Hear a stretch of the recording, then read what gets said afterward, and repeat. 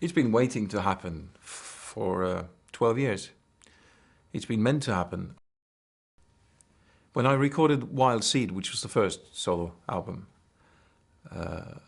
I was in a very prolific state. I was writing a lot of songs, and I had not been there before with a band, with Aha.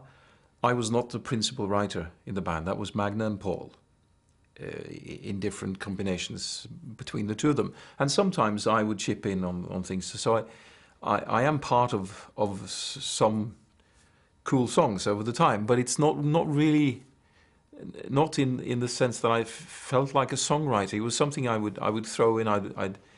I might sing the chorus to one of the songs, for instance, and so of course it is songwriting, but it wasn't. I wasn't driven to write. The others were. I needed to have to write before I sat myself down. I didn't want it to become something I did because it looks good, you know. It needed to come from somewhere in me that was genuine, and I believe that was there. It just wasn't. I didn't know when. But with Wild Seed, it all happened like an avalanche. But what happens at the same time is that the band starts to look at things again. And I become really, I find myself in a very difficult situation because I am so ready to carry on with what I'm doing. It's all I want, basically. But then all of a sudden, I sit there also with some very promising and interesting signals from the band, from Paul and Magnus, having started to look at things again. And I find myself in a tight spot where I either become the one who blocks a new round with Aha because I choose to do my own stuff, or I put my own stuff aside, which is eventually what I did. And we're now looking at 8 years together again. So in the end of this, I find myself ready to start with this album as late as now. I mean, it's finished now, so that we're going back about 1.5 years when I started actually attacking it. And this album is a mix of some of the stuff from earlier days. Some of the songs would be maybe as much as 10 years old. Actually, more than that. I think one of them may be even from the end of the Wild Seed period. And obviously new things have been written along the way, and also during this period now. I mean, the album is mirroring things that have happened now, but also stuff from back then. And I am sitting on a lot of material that I haven't released. There is a lot more songs than what this album is representing. This is 12 songs, and it's not enough. That also depends on the band, of course, because we can't do it on top of each other. So the only element that I can think of apart from the train hitting me is another train hitting me, which is Aha, which I also have a lot of respect for. So you know, it's another part of me, obviously. So, but I think that, you know, the way things are looking, I think both the band and my own stuff is gonna. I think we'll see, you know, there'll be a lot more actually in the, and this is the start of that. This is the first 12 songs. The identity and the very persona and the characteristics of Aha is very different to what happens when I do it myself. You know, when I do my own stuff, it's very different. If you were a biologist and you were to identify the different specimens that you have in front of you, the two, Aha and what I do, would end up in the nomenclature of it in a very different categories in that sense. It's a different specimen. There's not going to be anything released that isn't something. There will always be something. But what to expect is just our standard of quality in what we do. And that's, I leave that for you, the rest of you, to decide. It's very different because I am essentially the songwriter, in musically speaking. With the lyrics, it's Ole Sverre, my partner, who's a poet. But that the combination of the two of us essentially is what makes up the album, and makes up the writing of the album. So it's uniquely different to what makes up a-ha songs. And although I will keep joining in at times, also in the possibly in writing things, and maybe sometimes in a bigger way, but in general, I'm of the opinion today, having tried for the past few years to see how it works to bring my songs to the a-ha community in a way, and it doesn't really happen, you know. It doesn't matter where it is. I don't need a particular setting for writing. The setting is inside. I know when something is coming or about to come to me. So I become aware of something in the coming. And that's also something that, but I've learned to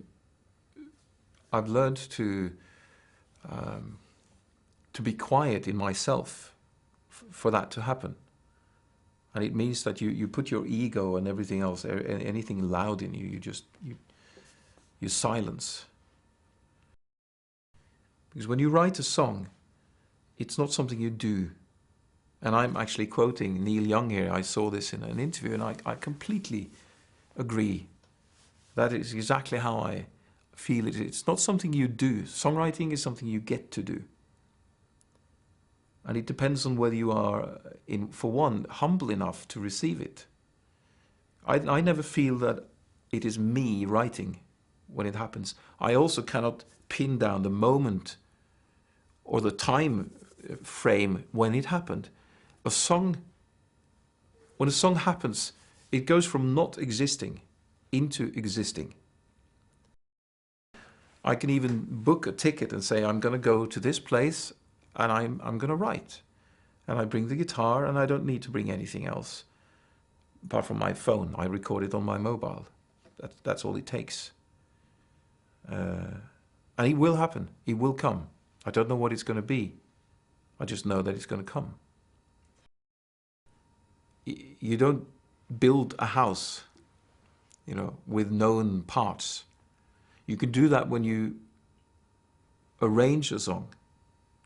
So when you piece the song together to perform it, to present it, you can do that. But the song itself happens.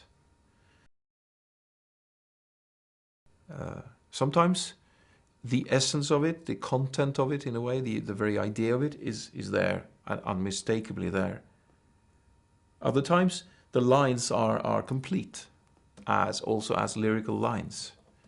But a lot of the time I need to make them into those lines. And that is the hardest part of all of this.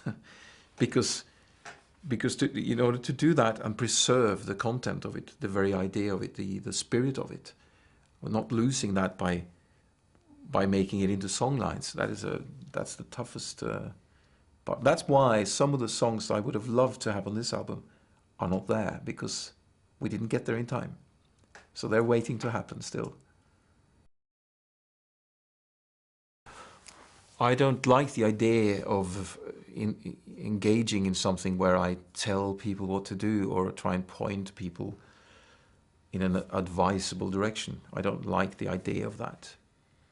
But I like the idea of stimulating people, ourselves, us, to ourselves, to discover you. And it's true, that's what you do when you respond to music. You respond to yourself. There's something in you that this music is triggering. But in a way, I mean, Ole Sverre once said that if he was to sum it up, he would say that it's about the familiar unknown. It's an album of songs that work on more than one level. For me, they need to work as you just walk through the room, as you pass by, in a fleeting way. And it needs to trigger something in you. If it doesn't work like that, it's not going to reach many people anyway. So the superficial stimulants of it in itself is very important if you want to reach out. I would say that the topics are always the same. And that's just a fascination with life, with the processes in life, the mechanisms behind things are truly fascinating. And with the music, if you can engage in that and basically become somebody who watches this taking place and happen, where it's happening. If you can portray that, if you can bring someone else in with you to be there and take it in, this is essentially what you do when you respond to music, but you don't think about it like that. But you are observing life, and it fascinates me. And the whole process is really about getting as close as possible to that, and to do that in the tight framework of a pop song is a very interesting challenge. The general interest and desire to understand who we are is influencing my work. Yeah. Letter from Egypt could as well have been called Letter from the Future. So Egypt in this sense is essentially a metaphor. And there's something about Egypt, something strange about Egypt and the ancient Egypt, the history of Egypt, which is triggering something in many people, in many writers, in people of different arts. There's something strange about Egypt, that it seems that the ancient past of Egypt somehow is more related to our future than we are. This song was written in Egypt, and it comes in a shape of a letter, in a sense. It's a letter to ourselves, which is why it's called a letter. And it was written in Egypt. The songs on the album are essentially interrelated to each other.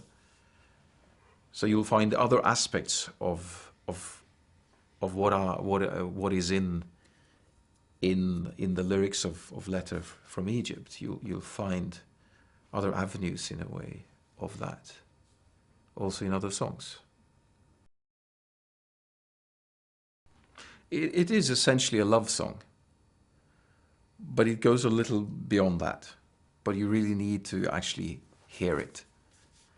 I don't feel comfortable about trying to explain, because the nearest I have come to explain it is really in the lyrics.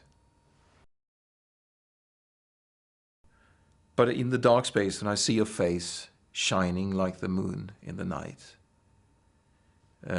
this dark space is a place inside yourself, when you are by yourself and you take with you whatever it is you take with you, and you close everything else out, because that thing that's with you is so important. I don't want anything. It's not for me to want that. It's for you to respond, whichever way you respond, whether it is indifferent or whether you are drawn to it. It's something that needs to happen in you. I've done my bit here. I'm clear. I've done my. I'm scot-free. So Dark Space, for instance, was written, I think the chorus initially, where the whole thing started, was written at my house. And then I went to Spain with Ole Sverre, to an Icelandic friend of mine who has a place there. And Ole Sverre responded with the words and the verse part. And then it became a whole piece in Belize. And we happened to be there next round. And the riff was recorded at my house again as a response to the words. But that's natural because it depends on where I am at any point in time. No. And that's something that may sound. And there's a little slot on MySpace, I think, on Dark Space, but on the net, on MySpace. I think that's where it is.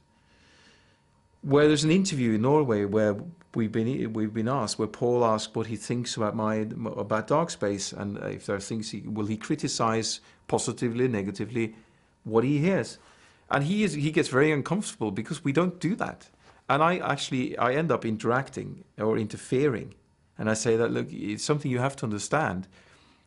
We are to such a degree on top of each other in everything we do in AHA. So when Paul goes out to do something solo with Lauren, or when I do it, which is a very different thing in the end result. It's an entirely different, it's a different world. And when Mags does that, the last thing any of us would think of doing is to get involved. It's the one thing that we should not be doing. We need to leave that to each other completely, 100%. My kids is a different matter, yeah. I don't have to ask them, they will tell me. So I can't wait. I would love to play live now. I've been in the studio for so long, and I feel like a sewage bin. I want to come out and get. I really do, actually. I would love to make it physical. Oh, it is different than with AHA. For one, I would naturally be playing guitar because I wrote all the songs on that guitar, and that will be, I think, definitely a natural part of that. Yeah, it is just different. It is different. But you'll know that if you see it. You have to experience it, engage in it. No, it's only more exciting in one sense, because the same excitement is there with AHA as well. But it's just not identical. But I can't say that with my hand on my heart. I can't say that one is more worth than the other to me, because they are fully worth what they are, you know, both of them.